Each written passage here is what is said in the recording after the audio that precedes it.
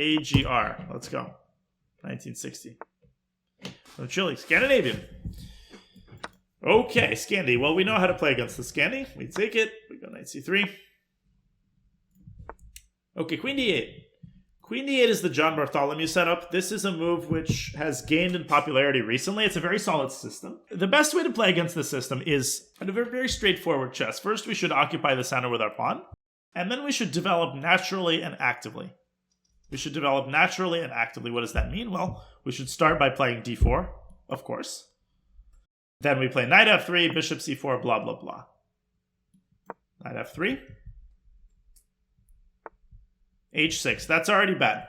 Completely unnecessary move, and we can try to punish it. We can try to punish it by playing in a very principled manner.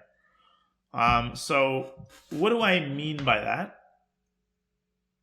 Well, we should start by playing bishop c4 and aiming at the f7 pawn. We can also try to play knight e5. Knight e5 here is an interesting move, but I like bishop c4. Develop the bishop, aim at the pawn, and if he goes e6, that's... Ooh. This is flirting with disaster. Flirting with disaster. Why is it flirting with disaster? I mean, bishop f5 without e6. Now we're aiming at f7. Oh, we should totally play... Yeah, definitely knight e5. And look, this is serious. e6. This is serious. Let me think. There's multiple tempting moves here. I'm going to teach you guys a really cool tactical idea. Not g4. G4 is not dangerous for black. Don't play one move-itis. Do not succumb to one move-itis. G4 bishop h7 doesn't do anything. I'm going to play a move which looks wrong for several reasons. But I'm going to play it, and then... Well, no, actually I'm not. Let me think. How do we want to do this? There's so many tempting moves here. I don't know what to turn to. The move that I'm debating about playing is queen f3. The move that I'm debating about playing is queen f3. But maybe we should just castle. Maybe we should be Russian and disciplined and just castle and forget about everything crazy. Queen h5 is interesting, though. Queen h5... But queen h5, he'll play g6. Queen h5, he'll play g6. I don't really understand the follow-up after g6. The thing is, after queen f3... Okay, I'll play it anyway. I will go on record and say it's a mistake, but I'll play it anyway in the hopes that he allows us to execute the tactic. I see that he can take on d4, and after queen takes d4, I did have a follow-up in mind, which is really cool. Okay, so he allows the tactic. There's a god in the sky. What tactic am I talking about? What tactic am I talking about? And in order to find this tactic, you have to break it down into its component parts. Of course, you still have to detect the pressure that we're putting on f7. The second thing you have to say is, well, okay, if the king lands on f7, the pawn on e6 is going to be pinned. Therefore, knight takes f7, king takes f7, and queen takes f5. Tactics are pretty logical when you come to think about it. Now we win a pawn, the king is in shambles, we're completely winning.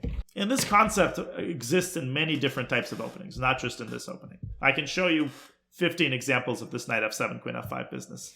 Yeah, so again, I know it's scary because our queen is hanging and we seem to be dependent on this very tenuous tactical device to keep our queen protected. But remember, if you get scared, you can always move the queen back. It's not like he can get rid of the pin and then simultaneously take the queen. The bishop is completely safe on c4. If anything, it can drop back to b3. And just, if you want to squeeze the most out of the speedrun, when I do a tactic like this, just sort of file it away, maybe even write it down or photograph it on your phone. Just keep a running record of interesting tactical ideas, because before you know it, I guarantee you will have a chance to apply it. Okay, queen d6 is like a tilt move. It walks right into something else. What does this walk into? This walks into a development move with tempo. Yeah, put it in a lead chess study, whatever you prefer. But get the bishop out with tempo. Again, we're not moving the queen. We don't need to move our queen. Our bishop is perfectly capable of defending it.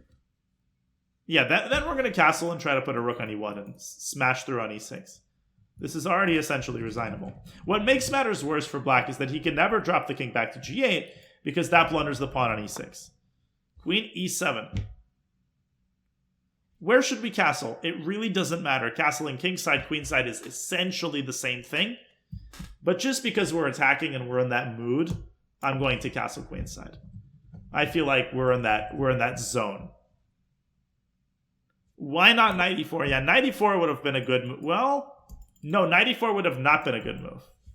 g6 is a good move. That is the only way to stay alive. But not for long. Where should our queen go? Where should our queen go?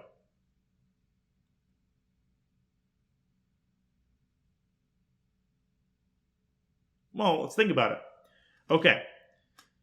You know from previous speedruns that I've talked about the queen as being a supporting actress. Sometimes people are always tempted to play queen e5 in this position, right? But queen e5 is counterproductive because when the queen is in the middle of the attack, when it's at the front lines, that's like, you have Napoleon Bonaparte at your disposal and you send Napoleon, to fight on the front lines. You want your war general to be behind enemy lines directing traffic. Queen e5 walks right into knight bd7, right? It walks right into a development move, and then we have to move the queen again. We want to keep the queen on h3, where it's still doing something, right? It's pressuring the e6 pawn, but it's very invulnerable. If you want more information on this, I wrote a chess.com article a couple years ago, literally called Queen the Supporting Actress, which is composed of examples from attacks where the queen was essentially kept behind the attack rather than in the middle of things. Okay, king g7 is very impatient, and it blunders the e6 pawn, which, thank you very much, we will gladly take. Free pawn, absolutely. Free pawn, and also, like, black's position collapses. Bishop e5 is a great follow-up in this position in order to pin the knight to the king. Rook e1 also. Rook e1 is great, too. Yeah, anything is winning. And Yasser is the originator of this concept. He was the one who told me about it. Yeah, black is just totally busted here. Totally busted. Okay, so we could still play bishop e5 because in the event of a trade, our rook on d1 gets free. But in the interest of playing disciplined Russian attacking chess, let's get our final piece into the game. Let's get our final rook into the game, rook h1, setting up an x-ray against the queen. Really does not matter how you play here. As long as you're making decent attacking moves, and you should because they're easy to make, then you're fine. Okay, a couple of possibilities here. Once again, we could play bishop e5, which would be an excellent move, because knight takes c5 would be unthinkable. But the moment queen d8 is played, the first thing that catches my eye is the x-ray. I am obsessed with x-rays. X-rays are valuable. They can be exploited. How can it be exploited? Well, it can only be exploited if we get rid of the d-pawn. Can we get rid of it? We absolutely can. We can push d5. This is a typical attacking motif. And if black plays c5, which I think he's going to play, we can shove this pawn all the way down to d6 in order to prevent the bishop from ever moving again. Well, it's an x-ray because the rook is sort of staring at the queen through a bunch of other pieces. Oh, this is, I mean, wow. Okay. Knight takes d5. No, bishop e5 was just as strong. I mean, everything is winning here. I feel like I need to keep repeating this, that when you're in a position that's this winning, there are going to be often 4 or 5 possible attacking continuations. You don't want to obsess over like, okay, I played a move, you're looking at it, especially people on YouTube who don't have the chance to participate in a live chat, you might be looking at this and saying, why didn't Daniel play this other move that looks completely winning? Don't pull your hair out over that, because chances are that move is also winning. It's just a matter of taste. I chose something else. Although, in other cases, of course, your move might be wrong, or even my move might be wrong. That's also possible.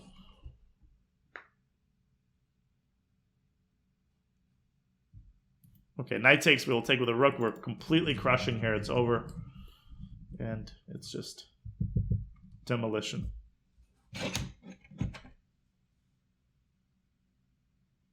I'll open X marks. That's what I play in the speedrun. Okay, bishop e7. We can literally take any piece here and win. But probably since the two knights are defending each other, the best thing to do is to take the knight. And then take the knight with a rook. Because if he takes with his knight, then we take the queen. Okay. This is easy. Take the queen.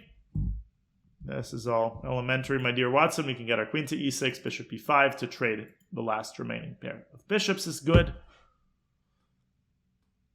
Rook e6, rook takes f6 is fine. I mean, really anything is winning here. Principled Pranav paid off.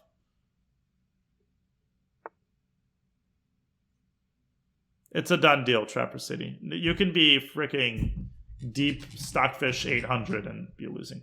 Yeah, the simplest move here is Bishop e5, just trading off the last remaining defender of the bishop of the king. And the point of Bishop e5 is ultimately we want to get a rook to the 7th rank, which is the fastest path to checkmate, which is what we're going to do right now. Rook e7 check. I'm playing quickly here because it's so winning that at this level you should be very comfortable in converting these types of positions.